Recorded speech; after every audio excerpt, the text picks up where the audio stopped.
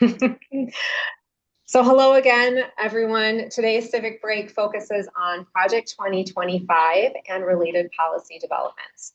And today we're joined by Amanda Merkwae, Advocacy Director for the American Civil Liberties Union of Wisconsin, where she leads policy and lobbying work at the state and local level. She previously served as a legislative advisor for a state agency, represented children and adults as a public defender, and practiced education law. Before practicing law, Amanda taught middle school, social studies, and math in Milwaukee, and she holds a JD from the University of Michigan Law School and an MED from Marquette University. So welcome, Amanda. I am really grateful that you're here with us today and to help us understand what's already been accomplished in Project 2025, why it matters, especially for women in Wisconsin, and what may be coming next or what we should look out for next. So with that, let's take a civic break. Thank you so much for having me today. We have a whole lot to cover in a short amount of time, so apologies in advance if I'm moving pretty quickly, but I'm happy to follow up afterwards with the slides that I'm going to share and a number of other resources on how to stay plugged in. Just going to share my screen really quick.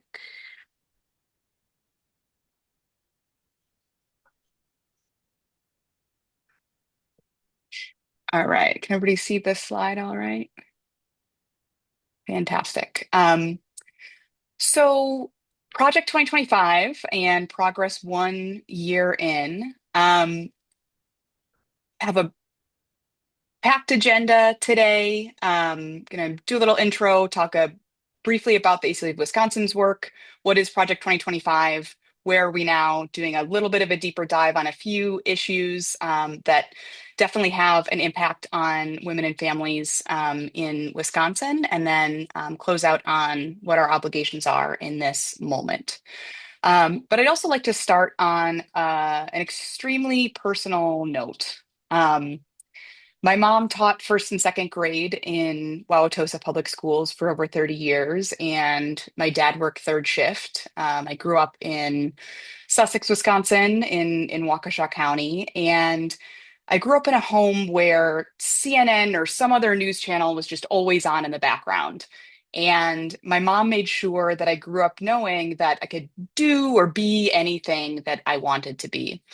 When I was 4 or 5 years old, just kind of to illustrate that point, I used to be obsessed with the Power Rangers.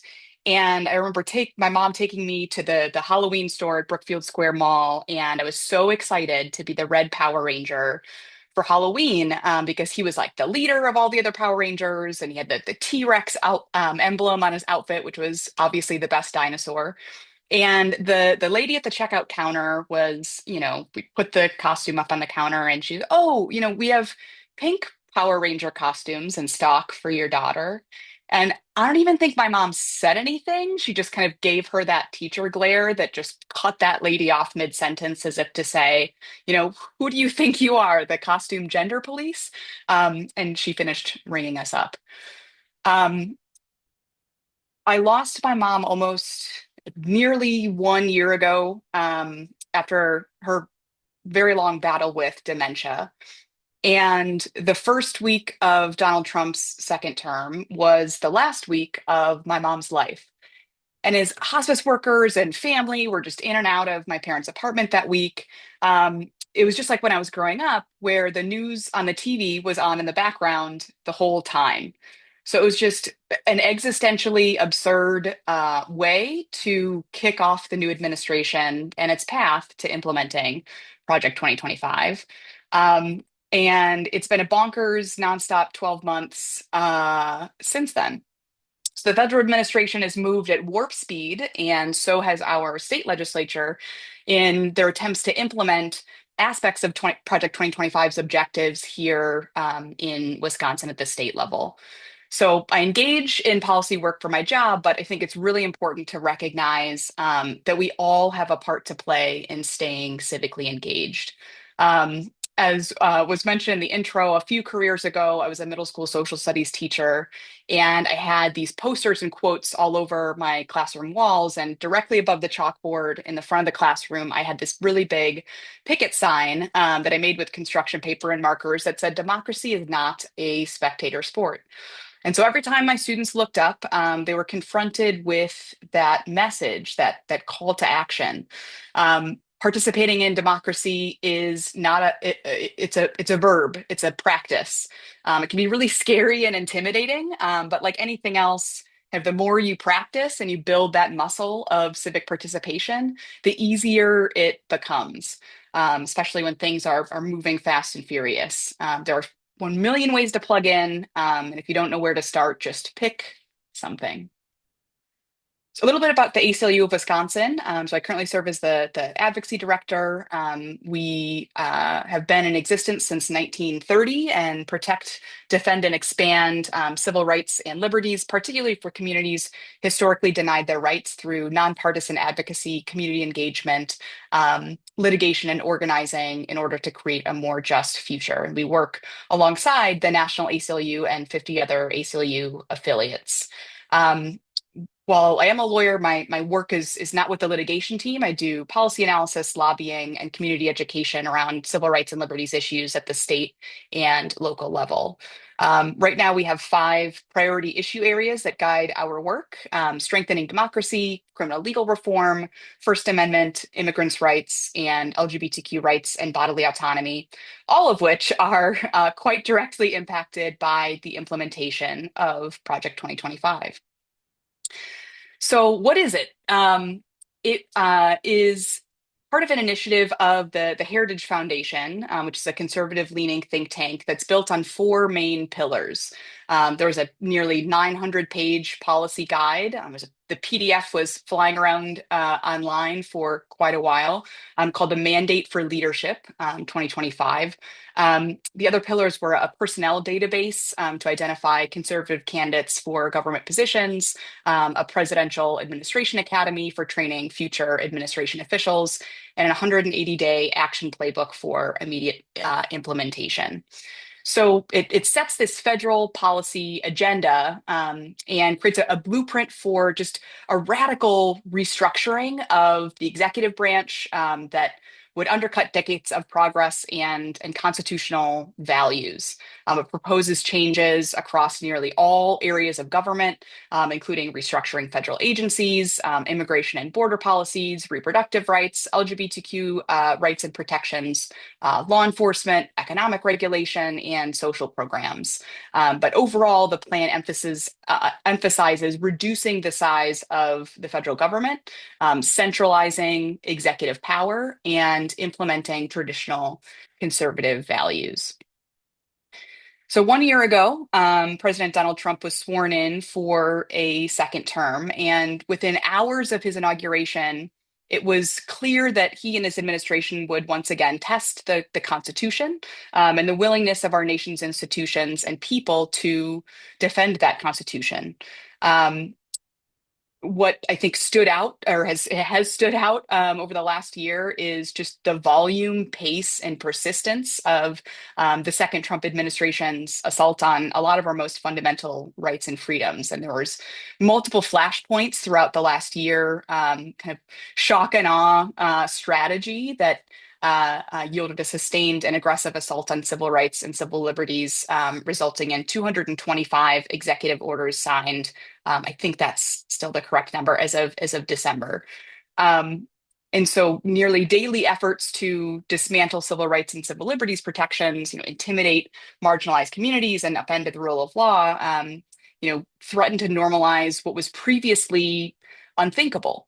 At the state level, we see attacks on core protections for reproductive freedom and voting rights and so many other issues. There's obviously far too much to cover in just a 20-minute presentation, but in particular, Project 2025 has significantly altered the landscape for women and families across the country, including in Wisconsin. So if we zoom out, there's a number of organizations that have been tracking the progress towards the administration achieving the very specific objectives that were enumerated in the plan.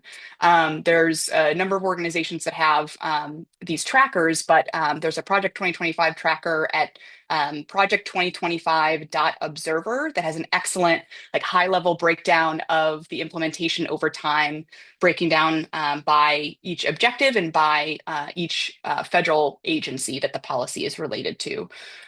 So as of today, of the 320 total objectives in the plan across government agencies, 129 of those objectives have already been completed, and 68 are in progress.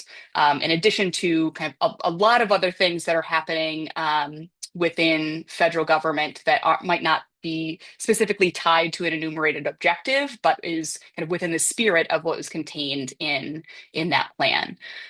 So I wanted to give a breakdown, a little more detail, and just a couple of the areas that Project 2025 focuses on.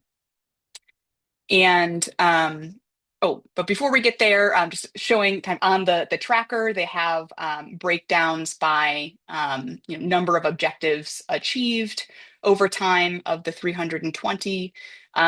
And then also kind of charts breaking down by agency, how many objectives have been completed, what is in progress, what has not been started yet. And then they have an enumerated list of every single objective that's connected to the particular agency section within that 900-page PDF. That is just really helpful because it is updated on a very regular basis. So after the presentation, I'll share kind of links to that tracker, but also some other analysis has been done from other organizations. A number of reproductive rights organizations have kind of done a 1 year later review with a deep dive in what's happening, even if it's not directly tied to one of those objectives. So starting with one of the areas to do a little deeper dive is reproductive rights and maternal health. So when we look at contraception access, there have been policies trying to eliminate emergency contraception from free preventative care requirements, and it's an estimated 874,000 women in Wisconsin at risk of losing guaranteed access to no-cost emergency contraception. There's been a lot of targeting of organizations that provide reproductive health care. As one example, in the Big Beautiful Bill Act, passed last year, there was a specific targeting of Planned Parenthood and other abortion providers to make them ineligible for federal Medicaid funds. There's been a lot of litigation over this issue and connected issues, but kind of can reduce access to care even for non-abortion services like cancer screenings and STI testing. There's been significant efforts to initiate a review process within the FDA to rescind approval of mifepristone, or to also eliminate options for telehealth prescriptions, and also a lot of litigation on this as well, targeting emergency care, where back in June, the administration rescinded federal guidance requiring hospitals to provide emergency abortions under the Emergency Medical Treatment and Labor Act, essentially leaving it up to the states. Turning to childcare and education, which is an issue that's particularly near and dear to my heart when I worked in state government. During the pandemic, childcare economics was something that I have breathed, and slept for several years, because childcare is just, and early care and education is just not only so important for those first 5 years of adolescent brain development that can really set up a child for success for the rest of their life, but it's also the workforce behind the workforce. And so without quality early childhood education available, it leaves a lot of folks unable to fully participate in their careers. So looking at Project 2025 and things that have been targeted and implemented, the administration has begun kind of breaking up the federal education bureaucracy and shifting towards home-based and private school models. And one of the targets has been Head Start. So there's a goal in Project 2025 to phase out aspects of universal childcare, significant funding cuts to Head Start being one of those things. And that's on top of a lot of the ways that Head Start and other education programs have been directly targeted for providing care and programs and receiving grants and using that funding to do activities that are being perceived by the federal administration as promoting diversity, equity, and inclusion, where literally in grant applications, someone in the federal government is controlling F and looking for these words like disability or women in order to deny access to funds. Also, public education. There's proposals to eliminate, in addition to eliminating the Department of Education altogether, but targeting Title I funding. So in Wisconsin, there's roughly 2,600 teachers who are have their positions in part funded by Title I funding. Could also impact 36,000 students in some of the state's most under-resourced districts. And I think even larger impact than that when you think about the kind of non-availability of extra funding in a lot of public school districts across the state. Everyone's going to referendum. A lot of those referendums are failing. And so without a state investment, significant state investment to tackle public education, some of the cuts at the federal level are going to leave local districts in even more precarious positions. Special education. So one of the major functions of the federal Department of Education is providing funding and guidance and civil rights enforcement for students with disabilities. The Individuals with Disabilities Education Act and the Section 504 of the Rehabilitation Act have a lot of procedural and substantive protections for students with disabilities. But because of a lot of the layoffs that happened during the federal shutdown, in addition to budget cuts and deliberate, policy choices, it's leaving a lot of those offices with no people to make sure that students with disabilities have their rights protected at school. Another piece tied to education are student loans.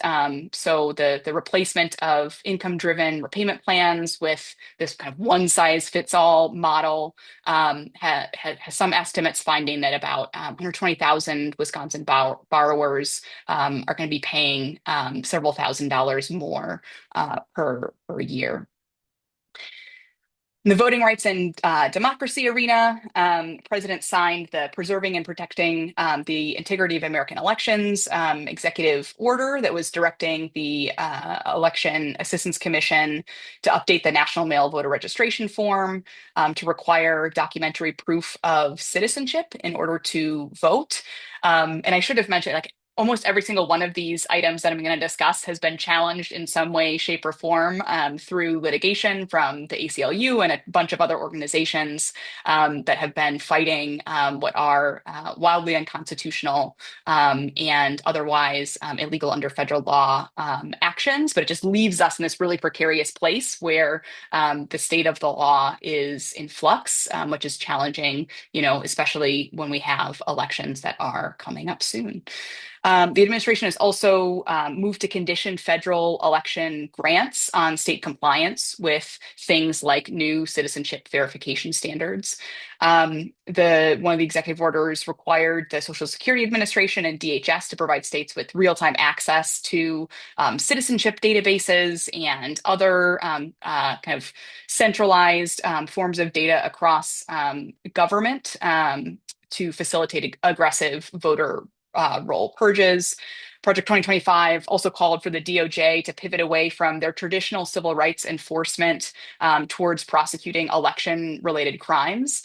In the first half of 2025, DOJ began kind of quietly withdrawing from or settling active voting rights lawsuits initiated during previous administrations, particularly those challenging state-level restrictive voting laws, and has shifted, the responsibility for prosecuting election offenses from the Civil Rights Division into the Criminal Division by emphasizing criminal penalties for unlawful ballot correction or other election integrity issues.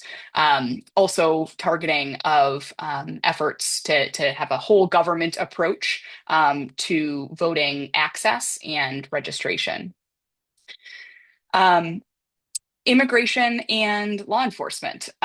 So the administration has prioritized a law and order mindset by expanding federal surveillance capabilities and centralizing law enforcement authority, characterizing immigration issues as an invasion, and then using this designation to trigger broad executive authorities that are aligned with Project 2025's goals. Hours into his presidency, President Trump issued an executive order to end birthright citizenship for children of immigrants where their mother is unauthorized or on a lawful but temporary visa, and the father is not a U.S. citizen or lawful permanent resident, is a significant lawsuit that the ACLU filed and is still litigating at the U.S. Supreme Court.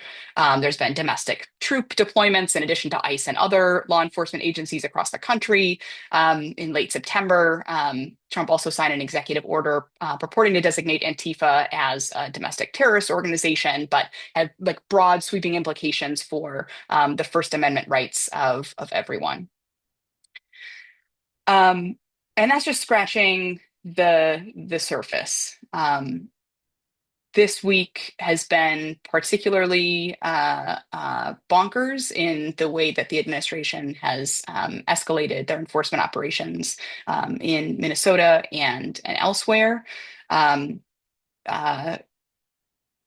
think the picture speaks for itself, but I think also recognizing that the funding that it was provided in the Big Beautiful Bill Act for ICE in particular is so wildly unprecedented that it's difficult to really figure out the best way to protect our communities moving forward.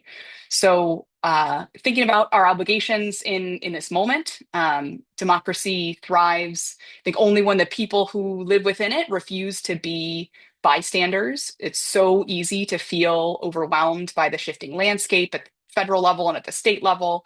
And but the most effective antidote, I think, to powerlessness is collective action. So staying civically engaged is more than just casting a ballot. We're in Wisconsin, we have an election at least once a year, so that's very important too, but just requires persistent, watchful eye on the halls of government and holding representatives accountable for the decisions that affect our daily lives. So it's going to a school board meeting, writing your legislators, donating your time or money to mutual aid efforts to support our community members, or attending a peaceful protest. Your presence really reminds those in power that they are answerable to the public, and it lets our neighbors know that they are not alone, because democracy is not a spectator sport. Exactly. Amanda, that was fantastic. Thank you so much for sharing so much information in a really small bite-sized piece for today's first Civic Break. That's fantastic. Of course, the conversation continues, as you heard from Marilka. We invite everyone to join us at the Women's Fund Laundry Night planned for Monday. It is the last Monday of every month, and we're hoping that the conversation that we heard today and maybe your reaction and further discussion can be a part of Monday's Women's Fund Laundry Night. We will have a recording of the today's Civic Break available. It'll be posted on our website and shared in our social media. As you know, Civic Breaks will continue periodically, and we hope that you will keep joining us. If today resonated with you, of course, we encourage you to stay connected with the Women's Fund through not only Civic Breaks and Laundry Nights, but you'll also be receiving e-news. And if you're in a position to make a gift, of course, your financial support makes this all happen. So after today's participation, you are officially part of the movement, and we are so thankful that you are with us today.